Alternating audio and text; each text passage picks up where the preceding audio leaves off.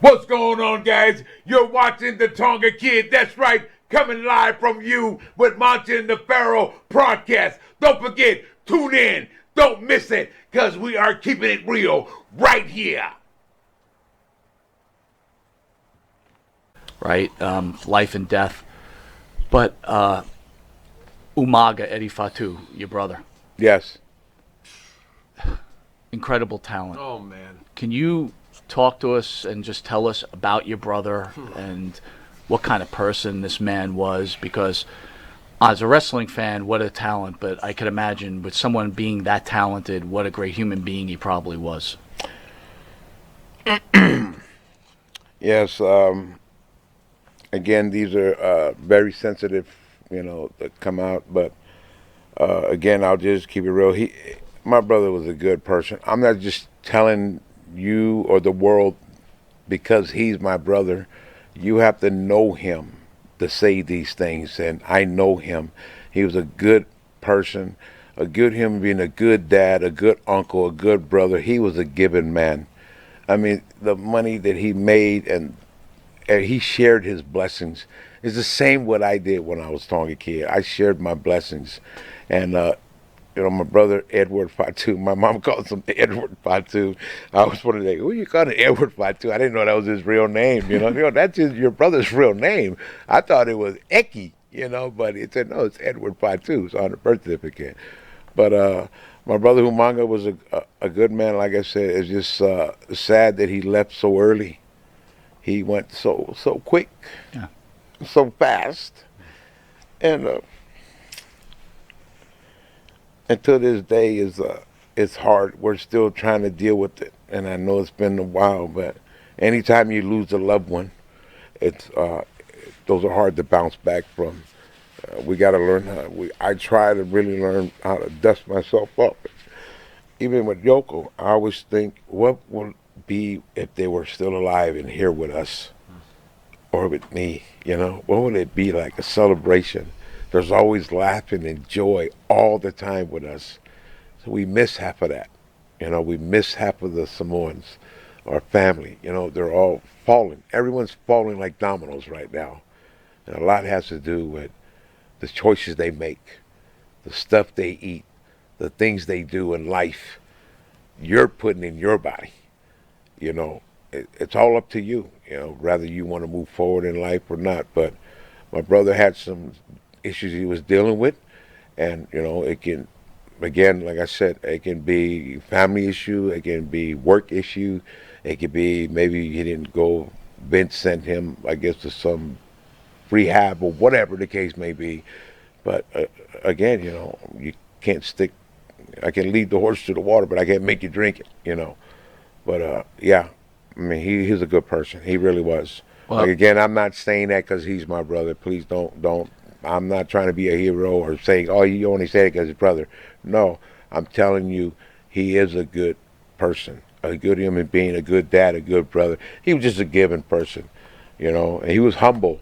He just happened, I mean, the spotlight they gave him, he earned that. I mean, he's a good fucking wrestler, man. A good worker, a savage, a beast, a bulldozer. You call it all. You combine all them wrestlers in one. That's my brother Umaga right there. Sam, I would hope that it would be comforting, at least to you, because I'm sure you recognize this. Since his passing, his legend amongst wrestling fans has grown to almost mythological proportions. People want him in the Hall of Fame yesterday.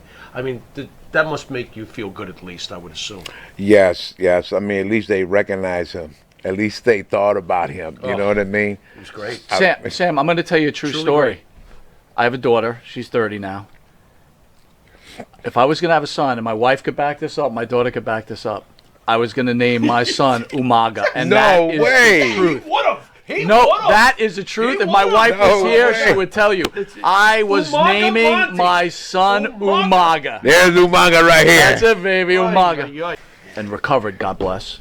Yes. Can you tell us that story of what happened and how you felt during this whole thing? Which is also medically unheard of, from what I understand. Well, thank God. What happened in that situation? Thank God and God bless. Yeah, that's man, that was a 12 years ago.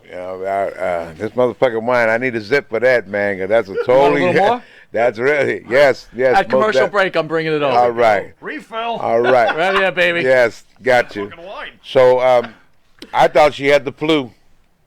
She wasn't feeling good one night, and I thought, of course it was flu season that time. So what are you supposed to think? So anyway, I ended up taking her to the emergency that night. It was about late, like 2 in the morning, maybe 1. And I go park the car, like I always do. And she goes in, and then I come in, and they said, something's wrong with your wife. I said, oh, what's going on? She said, oh, she's pregnant. That's what they told me. I thought she had the flu. They go, oh, no, she's pregnant. I said, okay.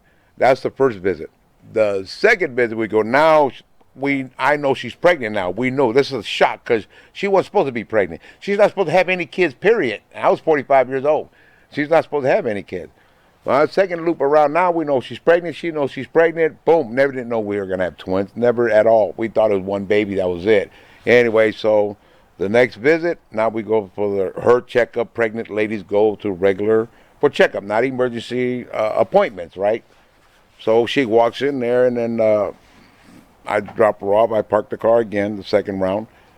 And then they turn around, and next thing you know, we have all of these people on the 3rd floor. Keep in mind, it's just a regular appointment, just a checkup, see how she was doing. So when she arrived, or when she arrived there, they took her straight up to the 3rd floor. I parked the car. When I arrived, I couldn't get up to the floor because there was too many commotion happening. I don't know what's going on. I have no idea. In my back of my mind, that ain't my wife. Right. That ain't my wife, right. But I know the floor else. she's on, Right. because I said, oh, she's on the 3rd floor. You already text me? So, okay. So anyway, I get up to the 3rd floor. I never forget the room number. It was A15. I'll never get that room number because that's what caught the corner of my eye because they wouldn't let me in the door. Now I know it's my wife. Something's going on. So she ended up having, I guess, started with a blood clot or something like that, and it came up to the leg, stopped her from breathing. Now, when they stopped her from breathing, I looked through the curtain, and there's a a lady on top of my wife pressing the chest to try to revive her.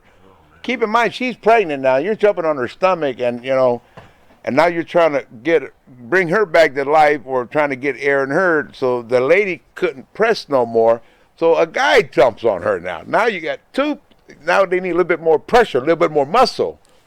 I'm trying to get to the room. They're trying to talk me from coming in, but I can see them doing this to my wife. And I'm trying to get to her. So the security, code blue was for her, code red was for me. Oh, boy. To take me out and secured me, because there's too much happening. There's people everywhere. I mean, you're talking 40 people in this one little room.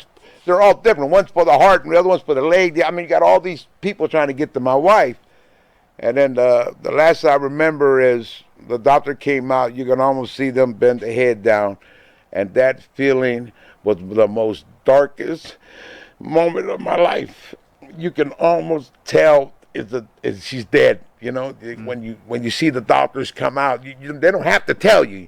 You can feel it. You can look at the emotion. And sure enough, man, she was gone. Yeah, she was gone. They covered with the blanket. I could see through the rope. That's how I knew the door number, because of I couldn't see through it all the way, but I remember that room number, and I remember them covering her with the white sheet, and the doctors were outside in the hallway talking, and they secured me in some lunchroom and sent a preacher up there to me, a preacher towards my way, not to her, but to me, to calm me down. And then they sent some lady to check my blood pressure, some nurse, I don't know. And then I think maybe 4 minutes later, the gentleman runs out to the hallway, and the doctors are sitting there trying to figure out, like, what happened. They're like $4 or $5, don't even know what happened. They said something about a blood clot, and then I guess some other stuff, whatever. I don't know. I'm not a doctor, so I don't know. But then all I heard was this voice, like, we got to pause. We got to pause. Oh, and then, boom, it's like, again, every fucking traffic again. People were fucking running all over it. We got to pause. It's like fucking winning the lotto to them. Yeah. I don't know what that shit is. I can't get in because they locked me in the fucking lunchroom where they have lunch, these nurses and doctors. So they went back, boom, we got a pause. So, boom, they got the pause going. The other doctor comes in with you can hear them running down the fucking the hallway like spoons and forks. But this is not an emergency room. This is not a place where you cut someone and do surgery. This is an appointment. So they cut her, no anesthesia, nothing. They straight got the knife, just cut my wife. And they cut her like she's going to live. They could have cut her any way they wanted, just to yank the baby out. Your next thing the doctor had to do was to save my kids, the baby, the twins. They didn't have, whoever cut her wasn't trying to save just the twins. They cut her underneath where they wear the bikini, just like whatever you call that stuff, how they cut ladies to bring the babies out. I don't know what they call that. But they cut it like she's C-section. Mm-hmm. But they could have cut her like this. They could have cut her and just get the fucking babies out. Right. Right now we need to focus on the baby. The wife's dead. Didn't work that way. When they cut, whoever cut that doctor, until this day I met her, she's the one that cut where they want to save all three parties. Mm-hmm. We can't go outside and tell that guy over there that lost all three of his family.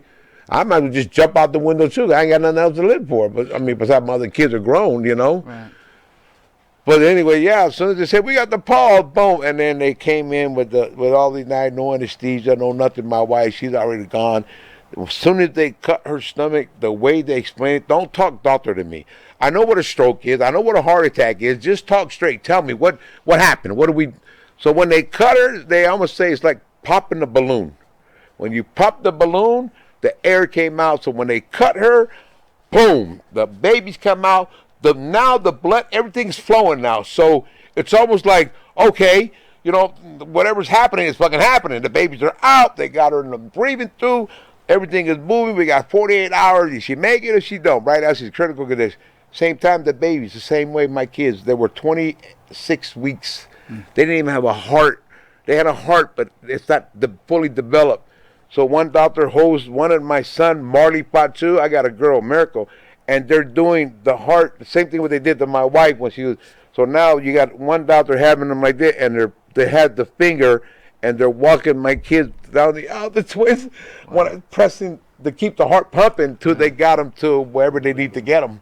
Because this is not even an emergency room. This has nothing to do with a drama. It's a regular practice. It's just a regular appointment room. You just go to fucking for a checkup. Right. And all this shit took place in that room. Never happened in California history at all. Till today, people still talk about that. Never happened. Usually they call code blue, they lose them. This code blue, they didn't lose my wife or my kids. You know, they code red. Well, of course for me, because I was already. I don't know what's happened. I'm freaking out. You know.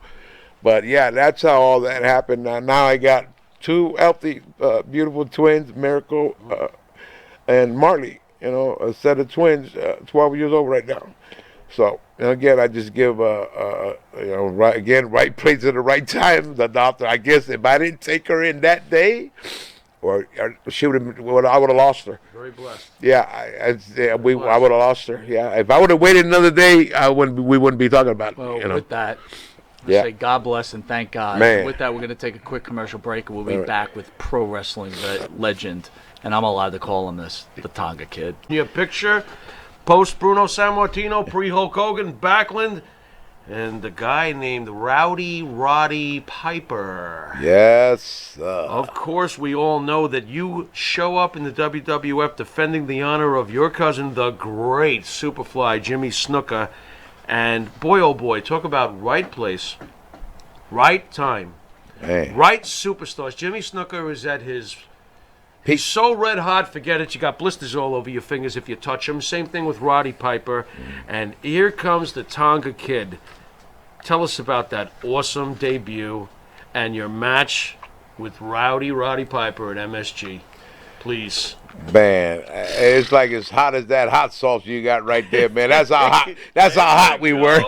That's how hot we were, man. We were hot as that hot sauce right there. About my wife, just at the right place at the right time. How did it come about that they broke it to you? You were going to be a part of this huge program. Were you just like blown away by it? How was it broken to you? Well, they broke it to me in Allentown, Pennsylvania, the little hall where they shoot TV every Wednesday. Sure. Yeah, they broke it down. Jimmy got run into some issues, or like all other wrestlers run into issues. You got to send him to some kind of rehab or whatever he was dealing. Again, I was young. I don't know a lot of. That's just what I hear. Again, I was there at the same time they were talking about that, and they needed someone to try to not replace him. I could look with all full respect. I love Jimmy. He's a great person, a good mentor, a good father, good uncle. You name it all. I've been around at a young age, and I'm not trying to take Jimmy's spot. I wasn't trying to act like Jimmy. I wasn't trying to fulfill Jimmy's shoes. I could never fulfill them legend shoes. Hell, we don't even fucking wear shoes. So that's pretty funny. I mean, goddamn, that motherfucker wine boy. There you go. I can you never. were maintaining the momentum. Yeah, of Superfly, we just had the. I just again had to be in the right place. When they broke that, it was for me. It was an honor. And then at the same time, I thought, man, I was actually like, can I do this? Right. I mean, I sort of doubted myself for a minute there. Crash course, so right? I mean, I don't. They threw me into the lions. Like, yeah, wow, I'm supposed to learn that like right now. How did that Shit, feel? You got 10 minutes before you're on the match, kid. Hurry the fuck up. Oh no, I don't have 10 minutes. I need to overlook this, or somebody got to show me something. Tell me anything. But it was so hot. I didn't realize how hot it was. Because keep in mind, when Snook and Piper when I jumped in, I'm young. I don't know nothing about the angle. I have no idea who Piper is. I have no idea who Mr. T is. I have no idea who the hell these people are. But again, I happen to look like Snooker. Yeah, you're the Tonga kid. And Vince said, hey, okay, we're going to make you the cousin. Because back then, there was a lot of Polynesian. If you guys don't look at it, I'll name a few. You got Don Morocco from South Pacific, Hawaii. You got Siva Happy from Western Samoa, South Pacific. You got the Wild Samoans from the American Samoa, South Pacific. You see? So all them areas were covered. We need to hurry up and come up with a name for me. But on my favorite that helped me, it's because of my age. My age. Right. I mean, I was like the youngest. They hired me. You're a baby in that crowd. They hired me. They sure did. Hey, 16-year-old here, we'll hire you. I'm only 16. I can't get a job. You got to be 18 or older to get in the bar. Fuck it. You're 16. You can drop kick. Okay, there you go. Was Vince nervous about getting you out there on? Well, by the way, I want you to understand. Underage. Breaking bread with this man a little while ago. And we were talking about that moment. You ate my fish, though. I did eat your fish, and you missed out. You ordered steak. That's his problem. You're a nice guy. What'd you get for dessert? A coconut? The fish is good. I mean, come on, coconut. Slam. What the hell? You're terrible. He's younger than we are. Who would have known? Wait a minute. That the guy that's made he got hot. 16 years old. Whatever. So I want to tell people out there. I'm not that old. I refuse to admit anything. I want to share the story because I think it's pretty important, right? Yeah, go ahead. In life, there's certain moments that you remember. Of course. And as a wrestling fan, there's certain moments that you remember. Wrestling moments you remember in your life. Yes. This moment, that match, I remember like it was yesterday. Right. A few reasons. One, he's new to the Federation. He comes on. They do that angle. He's after Piper. He's defending his uncle. Yada yada yada. Yeah. You can't take him seriously. He's nobody. This is Roddy Piper. They're just gonna do this crap on TV. Yeah. All good. It was very entertaining. Yeah. But I remember the month before, Howard Finkel would always announce the main event. Next month's matches. One of the best announcers. Yep. Oh, announces the main event. Tonga Kid against Roddy Piper. Right. I used to go to the Garden every month. Right. That month, I said, I ain't going to that. Sold out. I'm not ridiculous. Sold out. So we get to watch it on MSG like we used to. Red hot. This match was ridiculously ridiculously incredible. I had to ask him at the dinner table, and please explain. Yeah, he got me goosebumps. Is this rehearsed? I got because it right now. I got goosebumps too. That match is flawless, exciting, fire, talk about everything. So I did ask you, so maybe you could explain, because I thought it was interesting when we were having dinner.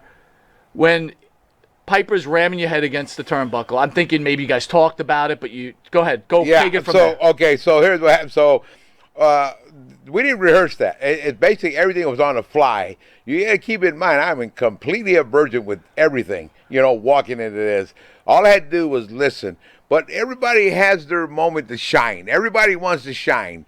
So back then, you got the Michael Jackson, the moonwalk, okay? Michael Jackson, one of the hottest hip-hop in the fucking world right now, right? I mean, back then, the 80s. Well, I sort of put a little 2 and 2 together. Piper didn't even know I was going to do that. He had no idea. All he knows, every Samoan you slam a headbutt together, or you bump their heads, or hit on a turnbuckle, you hit them with a chair, we don't sell it. Right. Our gimmick is you got a hard head. Right. Well, yeah, we really do have a hard head. In reality and life, we do have a hard head. Okay. I mean, you hit me with a chair, I'll probably go down and gag myself, but we do have hard heads because your wife or whoever can tell you that over and over and over and over again. That's what I mean by hard head. So now, here we go, the headbutt. Okay, boom, everybody sells or they don't sell it. My thing was, okay, let me put a little bit of the flavor on it. I'm trying to stay with the 80s. I'm trying to stay, who's the hottest movie star? Who's the hottest hip-hop? Who's the hottest? Michael Jackson was hot. I said, okay, I can dance. I'm young. I'm from the hood. Now, what, you're thinking about this during the match? Yeah. No. Oh, this was before? No, this is not during the match. This is the era that I was in. Okay, I got you. Okay, I'm growing up in that era. Right. The Michael Jackson, be there. You know what I'm saying? I mean, right. shit. Like Rick James. Right. Back in the. Well, what you're about to do wasn't planned, though, right? Not at all. Tell us. Okay, not at all. So Piper didn't even know it was coming. He had no idea that I could dance. So we get to the dressing room anyway. So now, boom, here comes this. A little bit of the moonwalk, a little bit of the strutting. I put a little bit of the mix. People didn't know, how does he moonwalk with no shoes? What is that move? Well, you got to know what that move is, because that's one of the hottest fucking moves in hip-hop is the fucking moonwalk. How can you not know what that is? Yeah. So I put that, and I mix it, and on top of that, I don't have shoes. That even made it better. And Samoan's got hard head, so I'm not going to sell it. I can do this and look straight up. Everybody does that. So why not do it, add a little dance to it, and a little bit of a moonwalk. And it's all up to the heel how to sell it. Either he'll cut me off or let me do my thing. Right. And he let me do my thing. Did he sell that shit, man? Oh, he didn't even know what's coming. He came back to the dressing room and he said, what the fuck was that? He don't even watch, he don't even know the Michael Jackson. He probably know, but I mean, his kids probably know more than he is, but... Again, Piper was a whole lot older than me. I don't know how old, but then I was completely, like I said, I was young. So I just followed the momentum of the 80s to the 82 or whatever is happening. I'm trying to stay in the race. His face during that, like, he had never seen anything like that before in his life. Yeah. I mean, boy, Jimmy, I got to tell you. He just looked like this. He was, exactly. He was looking at me like he had no idea what I was doing. The most beautiful aspect of that moment, though, shows the amazing professionalism and the recognition of the moment of Roddy Piper. Yes. He let your moment breathe. Yes. The crowd had time to let it all out. His reaction was, what on earth? Yeah. Everything. But he could have cut me off. He could have. He could have not let me shine. But he could have just. But he recognized that's not doing either of you a favor at all. He knew it's not helping. An amazing moment, man. Yes. He's so professional. Moment. So that's why they're called legends. Right. I'm a legend. I'm not putting myself over. I'm a legend. You don't have to. You are a legend. I give a shit about Hall of Fame with all due respect. Right. But my kids said to me, and that's all that matters, that you are our Hall of Fame. That's all that matters to me. Absolutely, bro. Man. You're our Hall of Fame. Yeah, you are our Hall of Fame. Hall of Famer, the Tonga Kid. By the way, you've got opinions about the Hall of Fame, my friend. What are your thoughts on that, sir? Look, I mean, me personally, like I said, along with my kids told me that you are a Hall of Famer, and man, I take that to the heart. That's good enough for me. Me personally, the Hall of Fame. We all know that wrestling is entertainment. I can't say it's fake because I'm dealing with issues right now from wrestling, which is a lot of chronic pain I deal with all the time. So what do I do to relax my nerve? I got to smoke. I got to smoke some good weed, and just the way it is. It's reality, and everybody adapts different in life. And that's what I was required to do towards my doctor and therapy and everything else. So I go through this every day. So how do I adapt in life? I move forward and stop whining and complaining. But when it comes down to all the pain, I don't have the itch for that. And what I mean by that, I get it, people. They say, oh, you should be a Hall of Fame. You should be a Hall of Fame. And look, I get it. I totally get it. But being so young and learning a lot of shit in this business, which has made me a millionaire. I used to be a millionaire, or could have made me a millionaire. I mean, there's so many ways to go with this. You know what I mean? Could have, got it, Coulda, didn't woulda, have it. shoulda, You know, maybe. there's shit on. Look, shit on, buried. You know what I mean? I mean, jobber, you name it. I've been all that shit. Sure. So the ones that really deserve to be the Hall of Fames are the one that really earned it and worked hard for it. I'm not knocking all the legends that are not here with us today. They're lost, and I mean, they're passed and moved on, and then a lot of them some are still here with us today, and some fortunately are not, you know. But those that are played golf and you watch Tiger Woods, they give them green jackets out, those are you call Hall of Fames. Again, I'm not knocking the WWE, let's get it clear, I'm not knocking any other wrestler. I just want people to know that our business is entertainment. It's what we do. In golf, that ain't fucking entertainment. These guys deserve to wear that green jacket. These are Hall of Fame. These are the ones that carry, that work hard every single day. We work hard too, but I get it where people say that the match that you guys represent, or we represent wrestling for a long time. I must have took 1,000 slams a year. I get it. I know. But I always in the back of my head, I don't want to say fake, because I'm dealing with now, you know, with high blood pressure, chronic pain, sciatic nerve. These two eyes right here these are cornea transplant right here. These two eyes are cornea transplant, and all this is caused from wrestling. My job. You won't get it in golf, and, you know, you can't. But these are cornea transplant. Nobody paid my bill. No, WWE didn't pay. Nobody. My wife paid for all that shit through insurance. So I'm going through those issues because of my job. So when I had the cornea transplant, I was done supporting my family, and that hurt it. I went to the DMV, believe it or not, to get my driver's license. I couldn't even see the E, and the E had to be big as shit. You can't. That's the first letter you see. You got to take the eye exam. If you don't pass the eye exam, why are we putting you in the car? It don't make no fucking sense. Right. I couldn't see nothing. I was completely blind, but didn't recognize. So they closed this eye, Anyway, so now there's no driver's license, no ID. Now they put you in the surgery, and it's up to me. What do I got to fucking do? I'm blind anyway. Go ahead and cut me. I don't give a shit. Give me somebody else's eye, and this is what these are. So the left, never forget the name. At 3 in the morning, I got a call telling me we're ready. You know, we got a transfer. I mean, they must have had a car accident, I don't know, an hour ago. The eye's fresh, and her name's Linda. He's a cornea transplant. Put another eye. They can take your eye out and put another eye in. I got Linda here and Diane over here. And this is serious. This is real talk. This is not bullshit. This is real. Amazing, because I cannot tell. Yeah. So you can't tell. You got Linda's eyes. Yeah. Hey, I'm serious.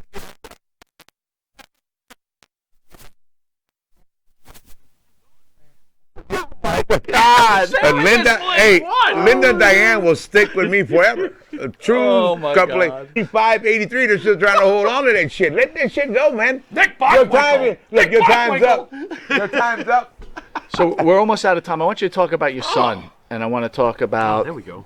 What's going on with your son? What's happening here? Are we going to get him in the WWF? Is he going to become head of the table? What's going on here, brother? Man, I mean, there's so much fire. I mean, so much talk about my son, Jacob Fatu. I'm very proud of him, first of all, you know, for holding it down. You know, MLW, heavyweight champion of the world. Yes, sir. Again, we all know this shit's a work, but again, you got to have leverage somewhere in this business. I mean, you know. Yep. But again, you already seen the talent. I ain't got to talk about that. It's in the bloodline, Samoan Dynasty.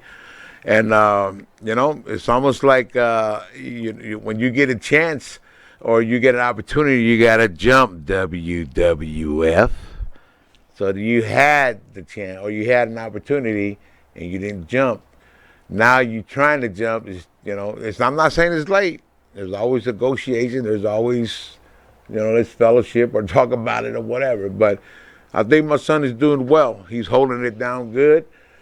He's a good champion, the longest in MLW, I think 743 days, I'm not mistaken. Yep. Again, get it clear, I'm not saying it because he's my son. I ain't trying to put him over, but And it is in reality. This is the story. There's nothing new I can tell you. That's already out there in the internet. So all he had to do is just maintain the exercise, stay in shape, and watch some of his old dad's videos back in the '80s where the fire comes in and the moonwalk and all that good stuff. But how heavy has the flirtations been with Vince? Because it makes no sense to me why they would not pull the trigger with this. You've got Roman Reigns doing his thing, and here's your son. What on earth? I mean, how heavy has the flirtations been with the company? Is he close? Is it close? Because it should be. I'm talking to Vince right now. Yeah, but it should be. It should you be. would think Roman should be his right-hand man like Umaga was, Rikishi was, Yokozuna was, Peter Maivia was, The Rock was. The list motherfucking goes on and on and on. The Tonga Kid was, Haku was. You want me to keep going? It's a long, shit. Wild Samoans, You see what brother. I'm saying? Long-ass How can you not flip a coin or tap and say, hey, Right. bring them in? That's how Right. easy it is.